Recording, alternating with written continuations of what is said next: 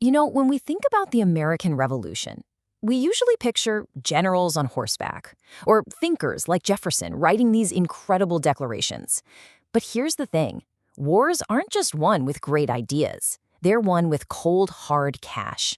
And right when the revolution was about to go broke, one founding father stood up and basically put his entire personal fortune on the line. His name was John Langdon. So let me ask you this. Who was the guy who, when the treasury was completely empty, stood up and said, "Here, take my money, my silver, heck, take all my rum, just to fund a critical military campaign"? Sounds like something out of a movie, right? Well, that man was John Langdon of New Hampshire. Now, his name might not be as famous as Washington or Franklin, but his story is just an amazing example of what personal sacrifice really looks like. This was a super successful merchant, a guy who had everything to lose, and yet he became one of the revolution's most vital backers. So how does a guy like that, one of the wealthiest men in New Hampshire with a massive shipping empire, decide to just throw it all in and become a rebel? Well, let's dig into his journey from a sharp businessman to a full-blown revolutionary leader. To really get Langdon's motivation, you have to realize it wasn't just about lofty ideals for him. It was personal. The British Navigation Acts were basically strangling colonial trade, and for a shipowner like Langdon, this was a direct assault on his business, his livelihood. So for him, the fight for independence wasn't just about liberty, it was about economic survival. And wow, he did not waste any time. Just look at this timeline. In December of '74, and this is before the shots at Lexington and Concord, he's already leading an armed raid. By '75, he's a delegate in the Continental Congress, and by '76, he's a key player building the new Continental Navy. I mean, this wasn't some slow change of heart. This was a rapid, all-in commitment. And that raid back in '74, it wasn't just for show. The gunpowder and cannons they took were absolutely critical.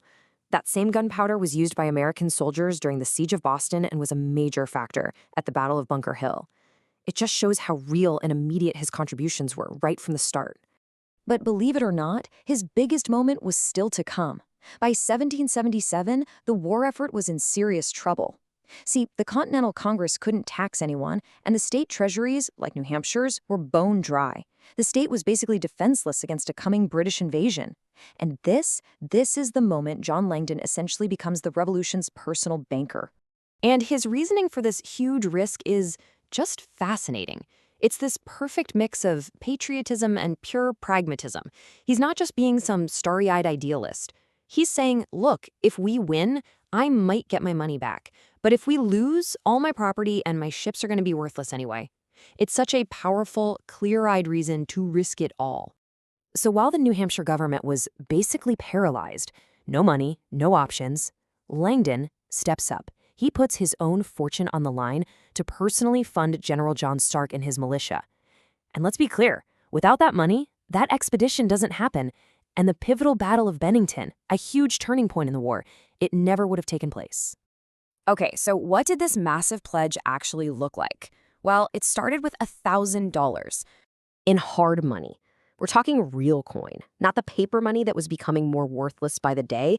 This stuff was incredibly rare and valuable. And on top of that, he threw in another $3,000 worth of his own personal assets.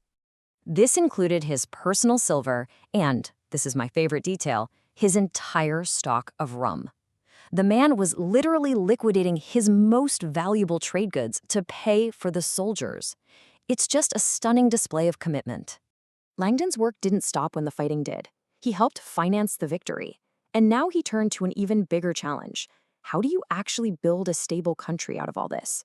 This is where he goes from being a revolutionary financier to a founding statesman. And wouldn't you know it, just like with the militia, when New Hampshire didn't want to pay to send delegates to the Constitutional Convention, Langdon paid his own way. And he even paid for the other delegate, Nicholas Gilman, to go too.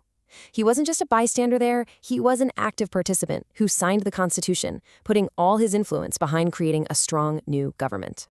He had this great phrase for New Hampshire's role. See, for the Constitution to become law, 9 of the 13 states had to approve it. New Hampshire was set up to be that all-important 9th state, the keystone, as he called it, that would lock the entire arch of the new government into place. But the vote was nail-bitingly close, 57 in favor, 47 against. It was a tough, drawn-out fight, and Langdon's leadership back home was absolutely essential to squeaking out that win and officially making the Constitution the law of the land. So, after all that, Langdon gets elected as one of New Hampshire's very first U.S. senators. And right away, he makes history. He's chosen by his fellow senators to be the first ever president pro tempore of the Senate, a pretty significant position of honor and authority. So, as the first person to hold that job, Langdon's first big task was just historic. It was officially his duty to count the electoral votes. And then he had the incredible honor of being the person to formally notify George Washington that he had been unanimously elected the first president of the United States. Can you even imagine being a part of that moment? And believe it or not, the story doesn't even end there. Langdon went on to have a long, distinguished career in public service, showing this incredible, lifelong commitment to the nation he helped create. I mean, after 12 years as a senator, he goes back to New Hampshire and serves multiple terms as governor. His reputation was so solid that Thomas Jefferson offered him the job of Secretary of the Navy.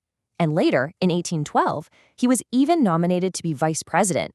But he turned them both down, choosing to finally retire after decades of service to his country. And you know, it's kind of cool how we even know what he looked like.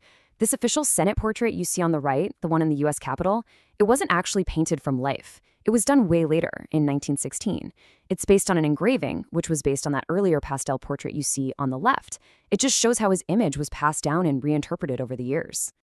So, in the end, the story of John Langdon leaves you with this one big question that kind of echoes through time. How many leaders today would be willing to risk not just their careers, but everything they own, their entire personal fortune, for the future of their country? It's a pretty powerful standard of service to think about, isn't it? One that was set right at the very beginning.